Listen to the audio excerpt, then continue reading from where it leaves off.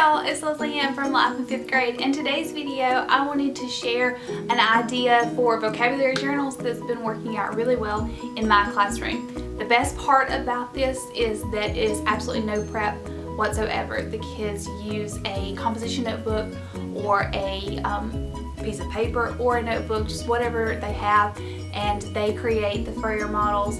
They write everything that is required, and there's nothing that you have to do to prepare for it ahead of time. So it's worked out really well for us, and I thought I would share with y'all so maybe you could use it in your classroom. So I'll zoom you in a second so that you can get a better idea of what this is and what's included in this. But there are many different ways that you can do this. When I did this in 1st grade, we didn't create a sentence at the very beginning of 1st grade, and even the middle, that was sort of like at the end of the year we worked up to that. But there are different ways that you can do these. I've seen them instead of sentences, they have pictures, and for your lower level students that might be a better option. But this is what we did. We did definition, sentence, synonyms, and antonyms. We used the site thesaurus.com to look up synonyms and antonyms. This is a fabulous site, very, very easy to use. The kids just type the word in the search bar through the site, and it pulls up a list of synonyms and antonyms for that word. And what I really like about it is it color codes the words, the synonyms and antonyms. So the ones that are most relevant to that word are in dark orange, and then as the list goes on, the colors get lighter so that the words at the end of the list may not be the best fit. And it's really good to talk to the kids about that and figure out why the site has color coded it that way.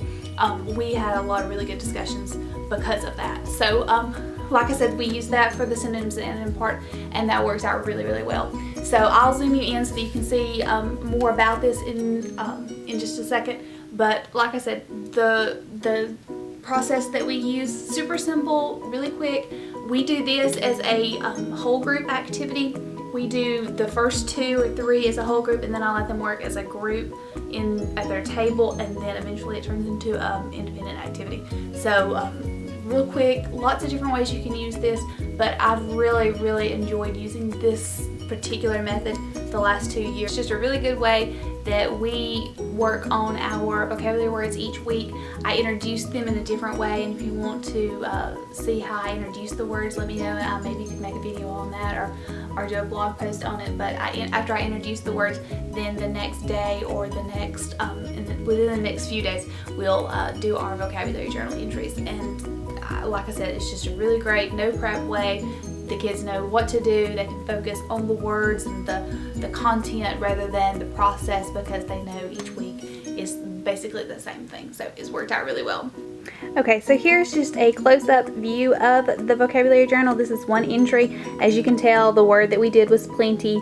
So I have the word list that the kids use each week, and they take that definition and they write it here, and then as a group we come up with a sentence for this. Eventually they will do this on their own. This will be an independent activity, or if they're working with a group, they would come up with a sentence within their group and then share. But since this is the first time that we did this, we came up with one all together. But then we use the site like I was talking about. We use the thesaurus.com to come up with synonyms and antonyms, and then after we finish this, we just discuss the word a little bit more in detail. So I hope you enjoyed this video. Hopefully you got something that you can take back to your classroom. But thanks for watching. If you enjoyed the video, please give it a thumbs up and subscribe for more teaching related videos. Thanks for watching.